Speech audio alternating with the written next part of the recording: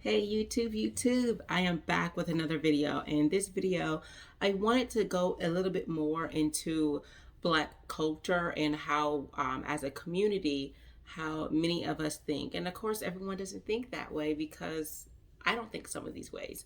But I want to say we because I am part of the Black community. So I'm not going to exclude myself as far as when I say we in speaking about the Black community. So in many cases, and I have a channel for femininity, which of course I want to keep that separate from this because I think that in some ways they are, in many ways they are different. But in this case, I want to go ahead and talk a little bit about Black women and femininity, as well as a little bit about men, but it seems to be prominent with women in some of these cases. So I think in the Black community, whenever we don't want to conform to something, we like to use the idea that that's not what we do as a culture, as a way to combat making positive changes.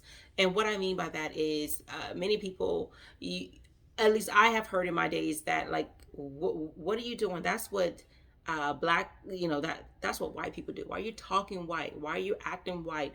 And that's, things of that nature. Let me go ahead and dive into it. So if you're speaking proper, if you are a woman, I would at least say I think more women do this than men. But if you're speaking proper, black another black woman will say, why are you talking white?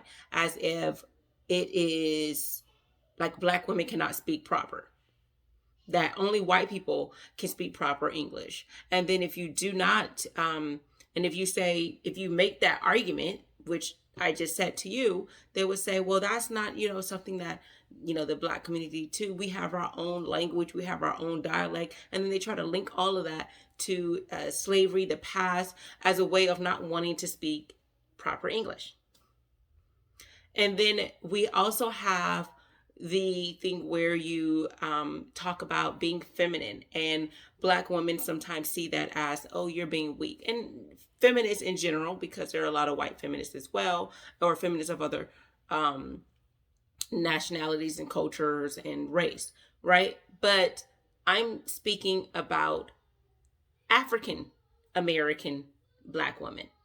So a lot of them may consider that as you being weak, and you need to be independent and don't let a man do anything for you. No one is stopping you from being independent, saying that you can't do for yourself. But what is wrong with being soft and nice and sweet? Why do you have to feel that you have to be tough? I can see a man doing that because they don't want another man consider them to be soft, and then they get over on them or try to physically get over on them. So they want to make sure that they have this kind of mannerism of, hey, I'm tough. But why do us women have to be that way? And I think that's something we need to explore as women. If we are feeling that way, why? Why do you feel that you have to be tough?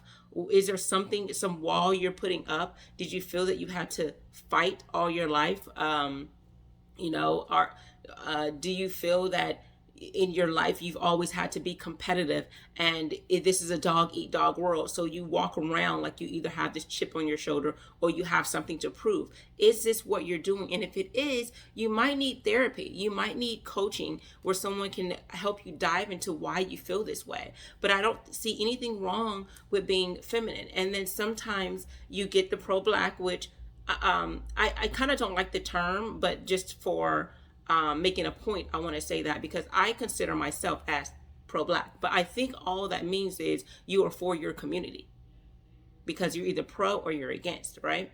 So I think that the women who like to claim that they are all in tune with their blackness, they like to say, well, who are you to tell me how I need to be black? And I'm unapologetically black, and who are you to tell me I need to sound and look some way and conform with some type of assimilation in society, blah blah blah blah? What does any of that have to do with speaking proper English, proper posture, um being feminine, being soft, being sweet? What does any of those characteristics have to do with a race?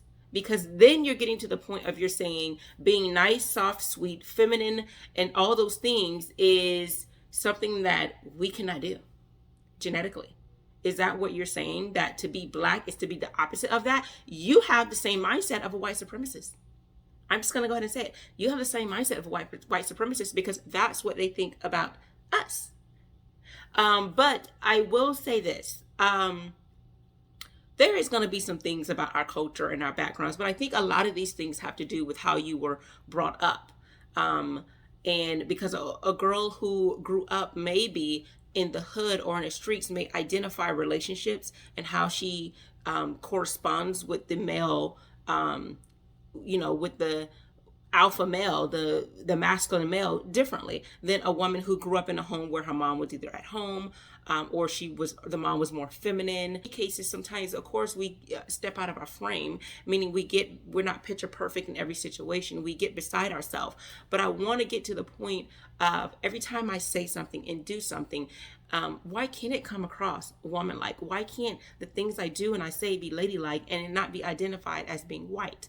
And I'm not saying this is something I get all the time, but this is many women that I have coached. This is something that they feel or they hear on their journey where people are discouraging them, saying that you are either fake or you are either you're trying to be white. And that is not the case because, as you can see, the channel I have.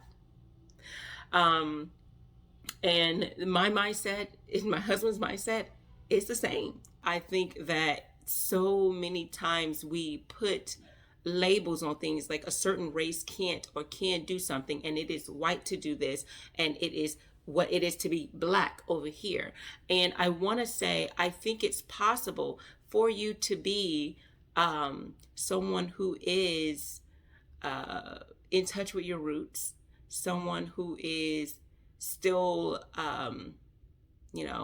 unapologetically black. You can still have black girl magic and still be feminine. You can still have proper English. You can still have proper posture. And these are things I had to work on. This is part of my journey. If you've watched my YouTube, from the beginning, you'd see, well, we all have to level up in some way. When I first got on this channel, I was pregnant, or I just either had my son. So you can see my weight has changed. You can see a lot of changes with me.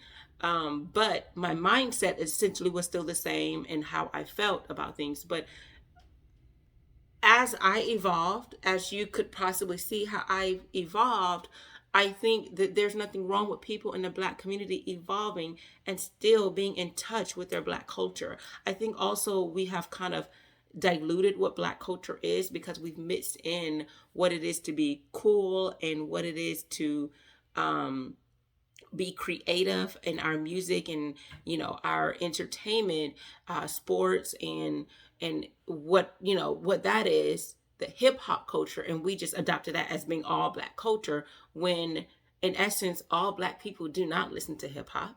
All black people do, some people listen to classical or country. Some people have a different idea of what it is to be black because, let's face it, depending on the situations in which you've grown, and your environment and the people you're around, that kind of depicts on how you view society, how you view the world. And then it has your identity of what it is to be black is different depending on where you're from, whether it's on the East Coast, West Coast, North, or the South.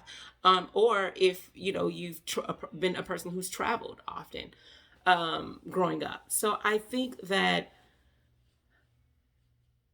just because you want to be a part of a high society, or just because you want to speak a certain way or have a certain level of etiquette, it does not distort the black culture, so to speak. It doesn't change what it is to be black. I think there's some things that you would know as being black. Yes, I think there's some things that's identifiable with the black culture. I just don't think that those things is something to identify as this is what it is. Like this is if you do this, you're white. If you do this, you are black. I don't think we're not a monolith. Back to the Monique's situation with the whole bonnet thing. You got people that say, oh, that's part of Black culture. No, you would not put that mess on Black culture. You would not put it as, it is okay. This is what Black people do. We go out, we show up in the world as if we don't have any sense and we don't have any style. Since when has it been that Black people do not have style? Because wearing a bonnet on your head is not the same as wearing a scarf. Because again, like I said, with the Monique situation, people are saying, well, this is what Black people do. And this is, it is not a style to go out in your pajamas and put a bonnet on your head.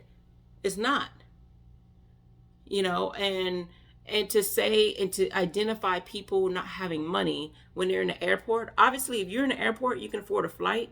You ain't that broke, which means you can easily put your hair in a ponytail and not have a bonnet on your head. It's okay that we have different ideas of what it is. Our culture is many different ideas because, as you know, Black people came from many different facets of the earth. So different styles and culture in our upbringing helped what shaped Black culture. I just don't think that there's just one identity. In society today, especially people who are overseas and they're listening to what it is to be Black, all they seem to identify with Black people is hip hop culture. The idea, like if it's women, the idea of what Cardi B is, and Nicki Minaj and so forth. This is what I identify what Black women like. And then for men, they consider, the whole idea of boys in the hood with Black men. And I don't think it's fair to put us in this box, this tight-casted box, as if we have no other thing to offer to the world besides our sports, our entertainment, our athletic ability, our creativeness in music and art and style. We have so much more to offer than that. And that's what makes our culture so rich. So let's stop getting to the point where all we want to do is say, this is it. We need to call this out. We need to call this out. If it's trash, it's trash. Okay? If it's not, then yes, Black culture is so unique and so different, but it's not trash. It's not all hip hop. It's not all, the propaganda of Kool-Aid and water and fried chicken, because there are some Black people who are pescatarian. There are Black people who are vegan, and none of that it is white.